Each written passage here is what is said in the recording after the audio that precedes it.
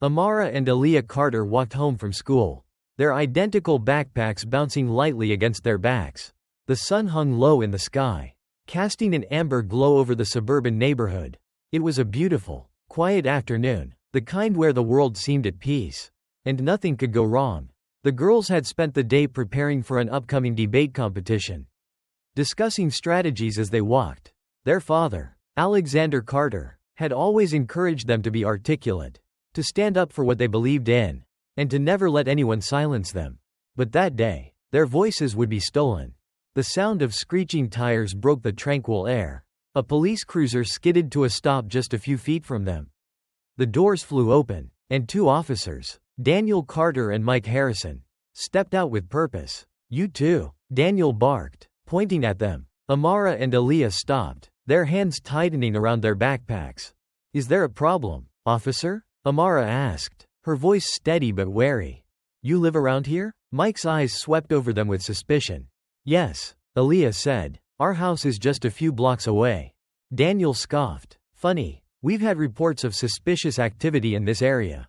Two girls, matching your description, casing houses." Amara's heart pounded. "That's impossible. We just got out of school. You can call our father if you need proof." Mike chuckled, stepping closer. "Why so nervous? Got something to hide?" The girls exchanged a glance. They had heard stories about this, how innocent black kids were stopped, searched, and sometimes worse. But this was their neighborhood. They had lived here their whole lives. "We haven't done anything wrong," Amara said, trying to keep her voice from shaking. Daniel grabbed Aaliyah's arm roughly. She gasped, struggling. "Hey," she yelped, "let me go." Amara lunged to her sister's side, but Mike shoved her back. She stumbled, hitting the pavement hard. Pain shot up her elbow. "Comply, and this will be over quickly." Daniel sneered. Tears welled in Aaliyah's eyes. "We're just kids. We didn't do anything." Daniel bent down, his face inches from hers. "You think you're special? I don't care who your daddy is. When you're out here, you're just another thug." A crowd started forming, neighbors, people with their phones out. Someone shouted, "Let them go." A man in the crowd stepped forward, recording. "This is racial profiling. You got no reason to stop them." Mike's jaw clenched. "Back off." But the damage was done. The world was watching. And soon, the world would know. The video spread like wildfire. Within hours, it had been uploaded, shared, and reshared across social media platforms. The headline was unavoidable: twin black girls assaulted by racist police officers. Alexander Carter was in Geneva, attending an international summit when his phone buzzed repeatedly. He ignored the first few calls, assuming they were updates from his team. But when his wife's name flashed on the screen, he picked up immediately. "Alex, it's the girls," she said, her voice shaking. His breath caught. What happened? They were attacked by police. The world around him blurred. He barely heard the murmurs of diplomats around him, the distant clinking of glasses. He clutched the phone tighter. "Where are they?" "They're in the hospital." That was all he needed to hear. The next available flight back to Washington was in 3 hours. Alexander didn't wait for clearance. He called his security team, canceled his meetings, and left. By the time he landed, the story had grown into a national scandal. News channels looped the footage. Commentators debated whether it was another example of systemic racism, and protesters began gathering outside the precinct. The names Amara and Aaliyah Carter were now known across the country. Alexander didn't care about politics right now. He only cared about his daughters. He rushed into the hospital room, his heart breaking at the sight of them. Amara's scraped elbow, Aaliyah's swollen wrist. They looked up at him with tired eyes. "Daddy," Amara whispered. He pulled them into his arms, holding them close. "I'm here, I promise. I won't let them get away with this." His wife, Michelle, stood by the window, arms crossed. "The police are already covering it up. They're saying the girls were being uncooperative and that it was just standard procedure." Alexander's jaw clenched. He had seen too many cases like this, cases where the truth was twisted until the victims became the criminals. "Not this time," he said. "I'm going to make them pay." Alexander was not just any man. He was the Secretary of State, a man who had spent decades in politics, who had shaken hands with world leaders, who had seen governments rise and fall. But none of that mattered when it came to his daughters. He called a press conference the next morning. Dressed in a sharp navy suit, he stood before the nation. His daughters' faces displayed on the screen behind him. My daughters, Amara and Aaliyah Carter, were brutalized by officers who swore to protect them. His voice was firm, his expression unreadable. I have spent my life serving this country, representing it on the world stage, believing in its values. But today, I stand before you not as a government official, but as a father. And as a father, I demand justice. The room was silent. Then, a reporter called out, Mr. Carter, what do you say to the police department's claim that the officers acted appropriately? Alexander's lips curled into a bitter smile. Appropriate? You call throwing 2 innocent children to the ground appropriate? You call breaking a 14-year-old girl's wrist appropriate? Murmurs rippled through the crowd. I will not let this go unanswered. If justice does not come willingly, I will drag it kicking and screaming. The police department scrambled. The mayor's office was overwhelmed with calls demanding the officers be fired.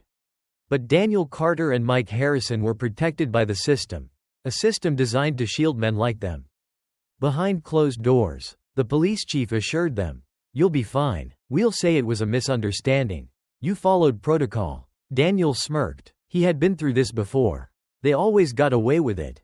But this time was different. Protests erupted in front of the police station. Thousands marched, chanting Amara and Aaliyah's names. The Department of Justice announced an independent investigation. And then came the biggest blow, an executive order signed by the president himself, demanding full transparency in the case. Daniel and Mike watched the news, their confidence faltering. This is bullshit, Mike muttered. It's just because their dad is powerful. Daniel didn't respond. For the first time, a sliver of doubt crept into his mind. Maybe they wouldn't get away with it this time. Maybe they had finally messed with the wrong family. The city was awake, restless, and burning with anger. Streets once calm now pulsed with the voices of thousands demanding justice. Protesters filled the square in front of the police precinct. Their signs raised high, their voices unshaken. Justice for Amara and Aaliyah, they chanted, their cries echoing through the streets. Alexander Carter stood in his office, his phone buzzing constantly, calls from senators, from the White House, from ambassadors overseas who had seen the news and wanted an explanation. But he ignored them all. His mind was fixed on one thing, making sure his daughter's attackers didn't escape the consequences of their actions. Michelle entered the room, a newspaper in her hand. The front page displayed the now infamous screenshot. Officer Daniel Carter gripping Aaliyah's arm while Amara lay on the ground. Her face twisted in pain. They're saying the girls were aggressive, Michelle said, her voice dripping with disgust. That the officers had no choice. Alexander exhaled sharply. They're already twisting the narrative. Michelle nodded. The mayor just announced that the officers are on temporary leave, while the department investigates.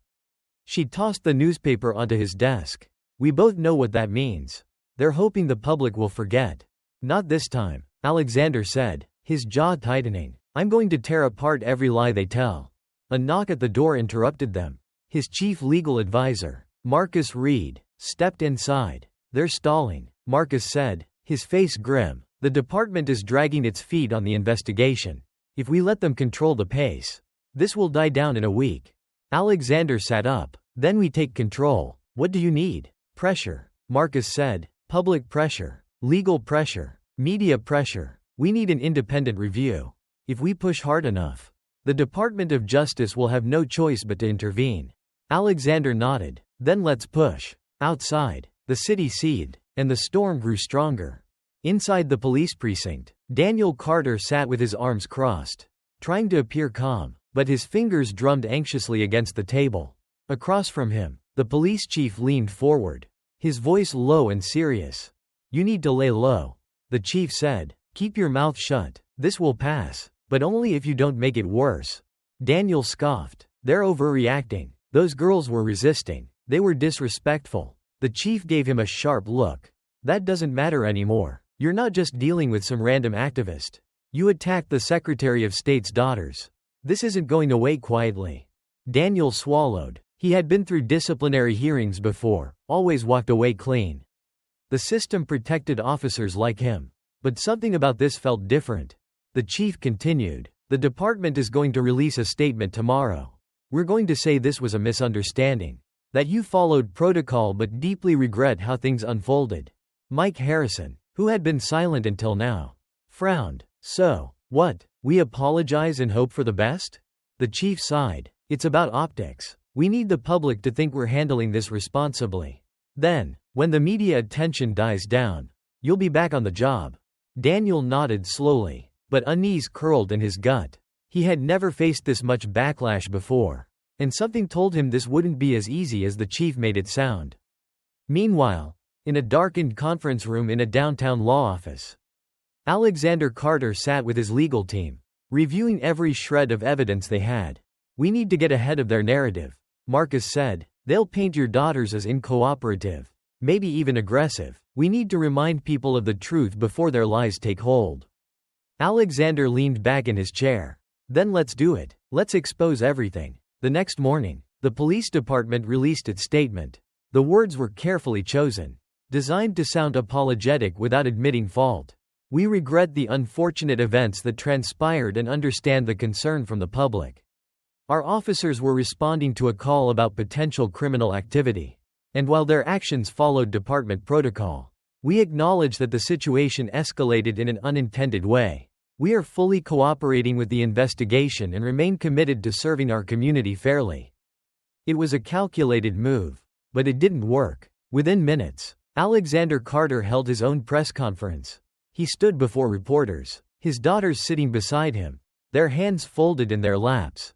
Behind them, a massive screen displayed the video, uncut, unedited, undeniable. "Let me be clear," Alexander said, his voice unwavering. "There was no misunderstanding. My daughters were not threats. They were children, walking home from school. They were attacked, humiliated, and brutalized simply because of the color of their skin." The room was silent. Cameras clicked, recording every word. The police department says they followed protocol. If this is protocol, then the entire system is broken, and I will not stop until it is fixed. The next day, headlines exploded. Carter calls for police reform. If this is protocol, the system is broken. The truth behind the viral video. What the police don't want you to know. Nationwide protests demand action after Carter twins assaulted. At the White House, the president watched the news with furrowed brows. "This isn't just a local scandal anymore," he muttered to his chief of staff. "This is national." Daniel Carter had always believed in the strength of the blue wall, the unspoken rule that officers protected each other. That no matter what, the system would shield them. But as the days passed, that belief started to crumble. The department was under intense scrutiny. Protesters surrounded the precinct day and night, their chants relentless. Civil rights lawyers demanded that Daniel and Mike be arrested. The governor announced that he was reviewing state police policies, and the mayor was under pressure to act. And then came the biggest blow. An anonymous officer from their own precinct came forward. On national television, a masked figure sat in shadow, their voice distorted. "I've been a police officer for 10 years, the officer said, "and I can tell you, this isn't an isolated incident. It happens all the time. The difference is, this time, there was a camera, and this time, they picked the wrong family to mess with." The interview sent shockwaves through the city. Other officers began leaking information, complaints against Daniel that had been buried, reports of excessive force that were quietly dismissed. For the first time in his career, Daniel felt something he had never felt before. Fear. Inside his apartment, he sat staring at his phone. Hate messages flooded his inbox. People he thought were friends weren't returning his calls. Mike Harrison, pacing the room, ran a hand through his hair. "This is getting out of control," he muttered. "They're turning us into villains." Daniel didn't respond. He was thinking about something else. Something far more troubling. The walls were closing in, and there was nothing he could do to stop it. Daniel Carter sat in his dimly lit apartment, a half-empty glass of whiskey sweating on the table beside him. His fingers hovered over his phone, scrolling through messages. Some were from fellow officers, urging him to stay strong and not let the media win.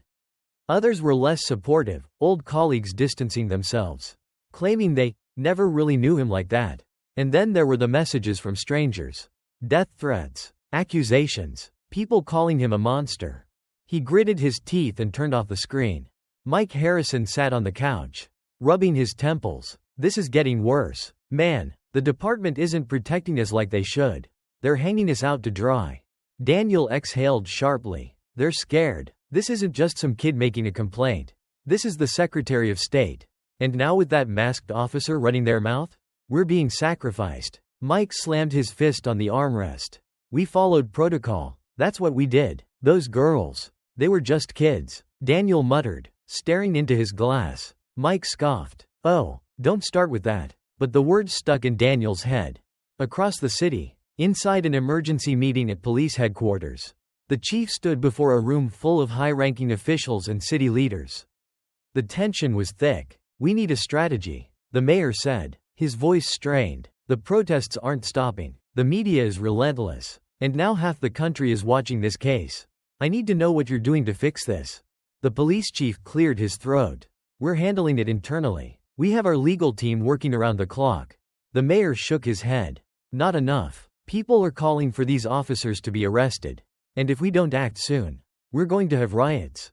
A silence settled over the room. Then, finally, the chief spoke. There is another way. The mayor narrowed his eyes.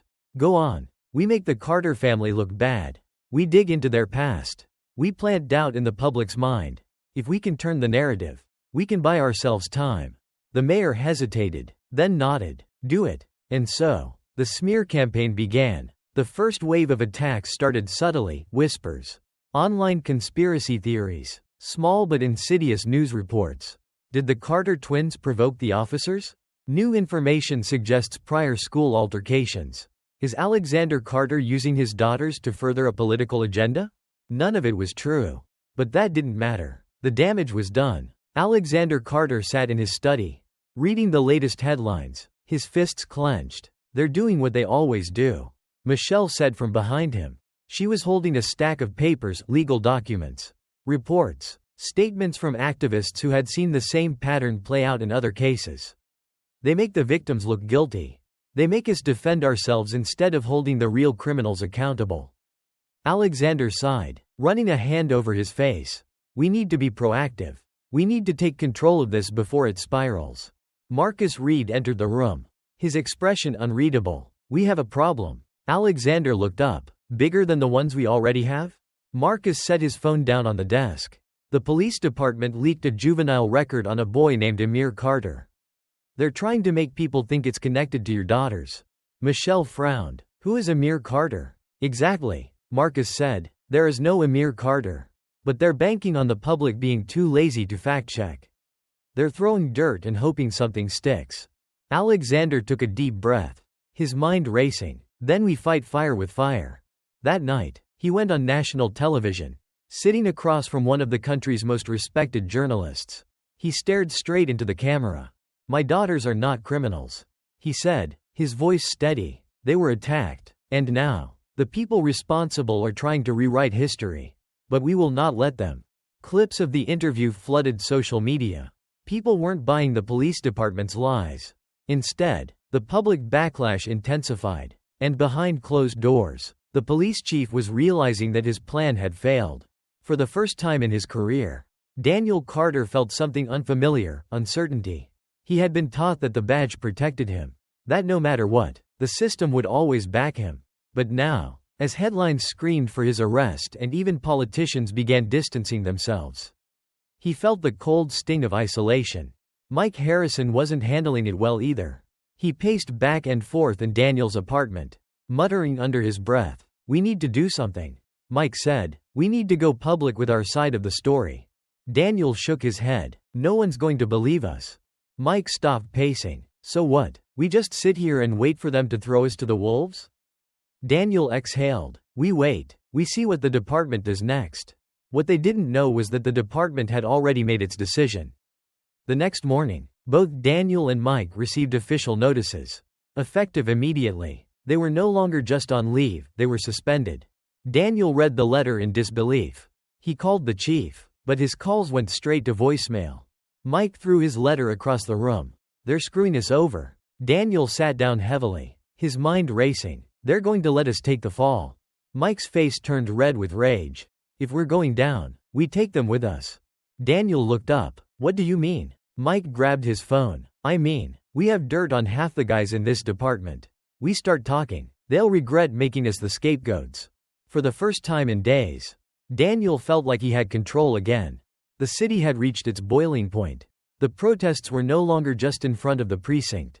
They had spread downtown, to government buildings, to the homes of high-ranking officials. The world was watching. And then, it happened. During a peaceful march, the police moved in. Tear gas, rubber bullets, batons against unarmed civilians. Video footage spread like wildfire. Images of elderly protesters bleeding, of teenagers coughing through clouds of tear gas, of officers shoving reporters to the ground. The president held an emergency press conference. What we are seeing is unacceptable. This violence against peaceful demonstrators must stop. And then came the biggest announcement yet. The Department of Justice is launching a full-scale investigation into the Washington Police Department, with a special focus on the officers involved in the attack on Amara and Aaliyah Carter. Alexander Carter watched the announcement from his office. He exhaled slowly. Michelle gripped his hand. "We did it," she whispered. But Alexander knew better. This was only the beginning. Somewhere across the city, Daniel Carter and Mike Harrison were realizing the same thing. The battle wasn't over. It was about to get much worse. The streets of Washington were no longer just places of protest. They had become battlegrounds of ideology, power, and raw, unfiltered rage. What had started as a demand for justice for two innocent girls had evolved into a movement shaking the foundation of the justice system itself. Alexander Carter stood by the large windows of his home office, staring down at the people marching past his house, their voices echoing through the night. The flickering glow of protest signs reflected in the glass. Michelle walked in, her face lined with exhaustion. The president's office called. They want to meet tomorrow morning to discuss the scope of the DOJ investigation. Alexander nodded. They're nervous. The protests aren't stopping, and the media isn't letting this go. They should be nervous, she said. They let this system fester for too long. Now they're watching it unravel in real time. Alexander turned to her. How are the girls? Michelle sighed. Better, but they're still shaken. Aaliyah asked if they would ever feel safe again. Alexander's jaw tightened. I promised them justice, and I intend to keep that promise. The next morning, he walked into the White House, escorted to the West Wing for a private meeting. Sitting across from him was the President of the United States, flanked by his top advisors. Mr. Carter, the President said, folding his hands together, this situation has escalated beyond anyone's control. We need to find a way to de-escalate before this turns into a full-blown national crisis. Alexander leaned forward. The way to de-escalate is to arrest Daniel Carter and Mike Harrison and hold them accountable. Anything less is a disgrace to justice. The president exhaled. We can't rush this. Alexander's eyes darkened. Rushing justice? My daughters were assaulted over a week ago. The officers are still free, collecting paychecks, while my children are recovering from trauma. Tell me, Mr. President, how much longer should they wait? Silence filled the room. Finally, the president spoke. The DOJ will formally charge them. But we need to handle this delicately. Alexander leaned back, satisfied but wary. Then do it. And don't expect me to sit quietly if you try to bury this under bureaucracy.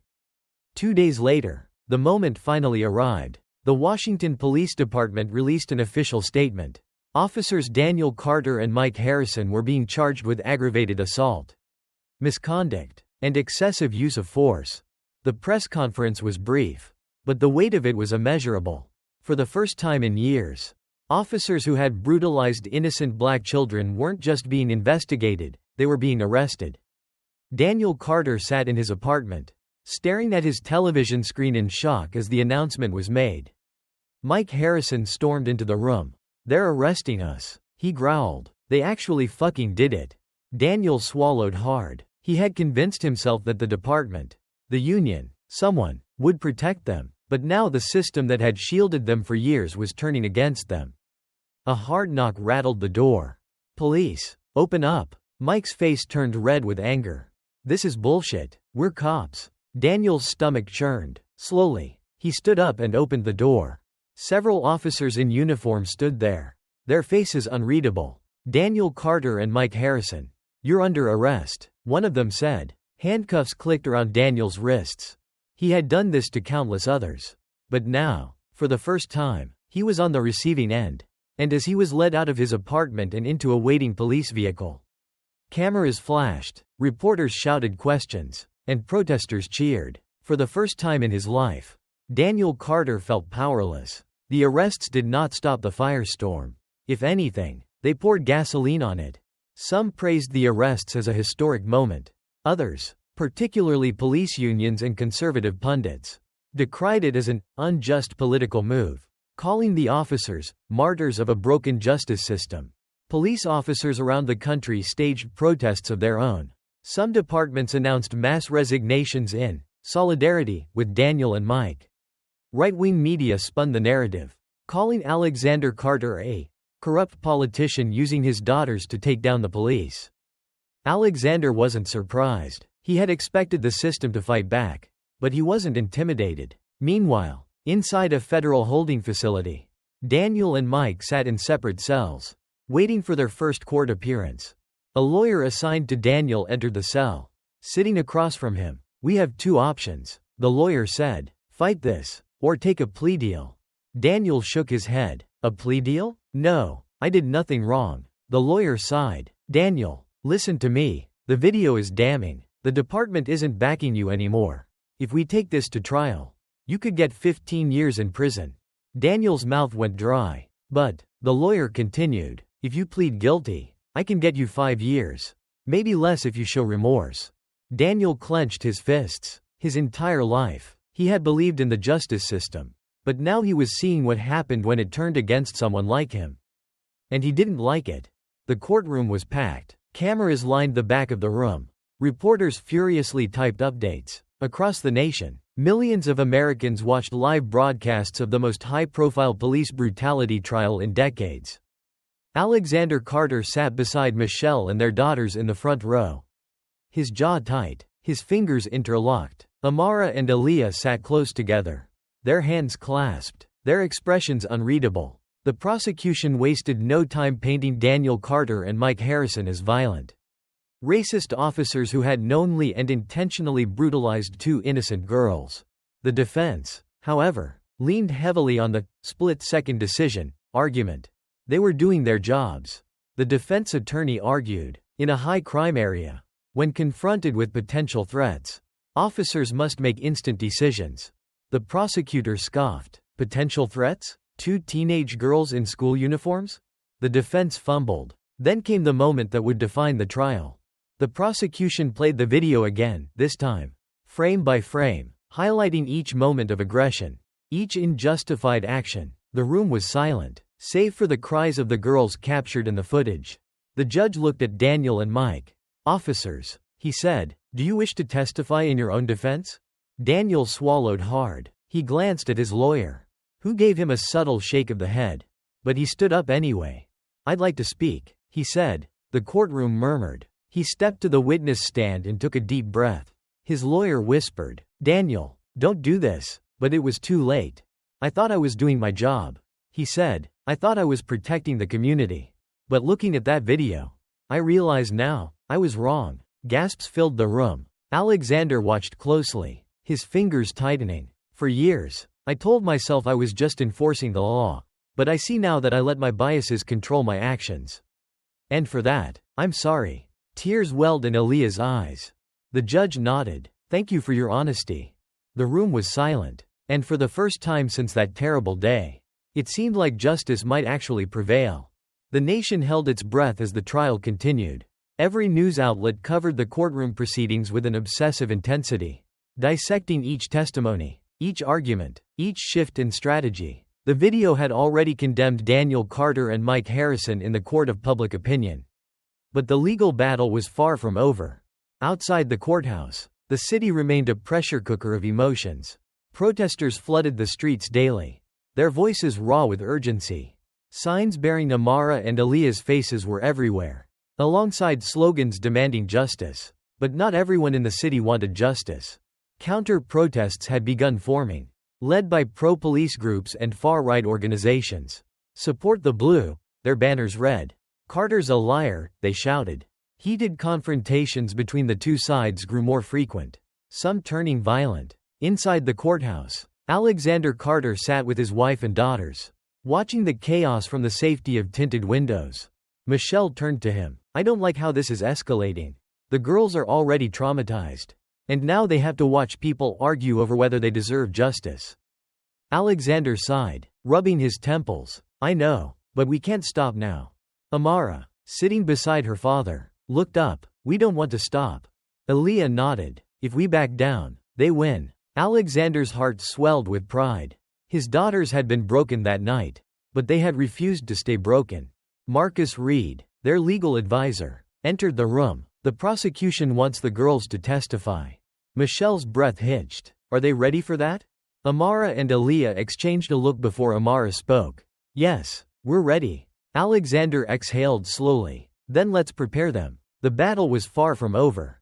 And it was about to become even more personal. The courtroom was silent as Amara Carter stepped onto the witness stand. She took a deep breath, her hands shaking slightly as she adjusted the microphone. The judge peered down at her, his expression neutral. Miss Carter, the prosecutor began, can you describe what happened the day you and your sister were attacked? Amara swallowed. We were walking home from school, just like we always do. Her voice was steady but soft. Then the police car pulled up. They told us to stop. We didn't do anything wrong, but they treated us like criminals. Her fingers tightened around the edge of the witness stand.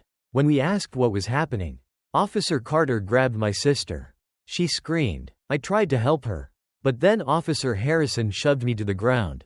Her voice cracked slightly, but she pushed on. He called us thugs. He said we didn't belong there. He looked at us like we weren't even human. The courtroom was so silent that every breath could be heard. The prosecutor nodded. Did you resist arrest? Tears welled in Amara's eyes. We weren't being arrested. We weren't even being questioned. We were just being hurt. Alexander clenched his fists as he watched his daughter relive the trauma. Then came the defense attorney's turn. He stood up, adjusting his suit, and approached the witness stand. Miss Carter, I understand this was a frightening experience for you. But isn't it true that officers are often on high alert in neighborhoods with high crime rates? Amara narrowed her eyes. Our neighborhood isn't high crime. The defense lawyer raised a brow. And yet, the officers had received a report about suspicious activity. No, Amara interrupted. That's a lie. There was no report. They stopped us because we were black. Murmurs rippled through the courtroom. The judge banged his gavel. Order. The lawyer pressed on. But how can you be sure of that? Amara met his gaze. Because if we were white, they wouldn't have stopped us at all. A pause. The lawyer hesitated before nodding. No further questions. When Aaliyah took the stand next, her testimony was just as devastating. By the time they finished, there was no doubt in anyone's mind, justice had to be served. The jury deliberated for 3 days. 3 agonizing days where the entire country seemed frozen in time, waiting for the decision that would either shatter faith in the justice system or restore it. The night before the verdict, Alexander stood outside on his balcony, staring at the glowing city skyline. Michelle stepped beside him, wrapping her arms around herself against the cool night air. What if they get away with it? She whispered. Alexander sighed. Then we keep fighting. The next morning, the courtroom was packed. The air was thick with tension. The judge turned to the jury. Has the jury reached a verdict? A juror stood, a folded paper in his hands. Yes, Your Honor. Alexander gripped Michelle's hand. The court clerk took the paper, unfolded it, and read the words that would change everything. In the case of the state of Washington versus Daniel Carter and Mike Harrison, on the charge of aggravated assault, we find the defendants guilty. A gasp rippled through the room. Some people burst into tears. Others clapped. On the charge of misconduct in office, we find the defendants guilty. Alexander exhaled sharply, relief washing over him. The judge banged his gavel. The defendants will be remanded into custody until sentencing. Court adjourned. Daniel Carter slumped in his seat. Mike Harrison muttered curses under his breath. Amara and Aaliyah hugged each other tightly. For the first time since that terrible day, justice had finally arrived. The sentencing came a month later. Daniel Carter was sentenced to 12 years in prison. Mike Harrison received 10 years. For some, the punishment was too light. For others, it was too harsh. But for Alexander Carter and his family, it was accountability. something black victims of police violence rarely got. The protests didn't stop. If anything, they grew larger, evolving into something bigger than just Amara and Aaliyah's case. Their story had become a symbol, a rallying cry for all the times justice had been denied. 1 year later, Amara and Aaliyah stood on a massive stage at a rally, looking out at thousands of people holding signs with their faces on them. Amara took a deep breath and spoke into the microphone. "We didn't ask to be a symbol. We didn't ask to be victims. But we will not waste what happened to us." Aaliyah stepped forward. "We are not just survivors. We are fighters. And we will keep fighting until no other child has to go through what we did." The crowd erupted into applause. In the front row, Alexander and Michelle watched their daughters, their eyes filled with pride. The battle wasn't over. But today, the world had changed. And this time, it was for the better.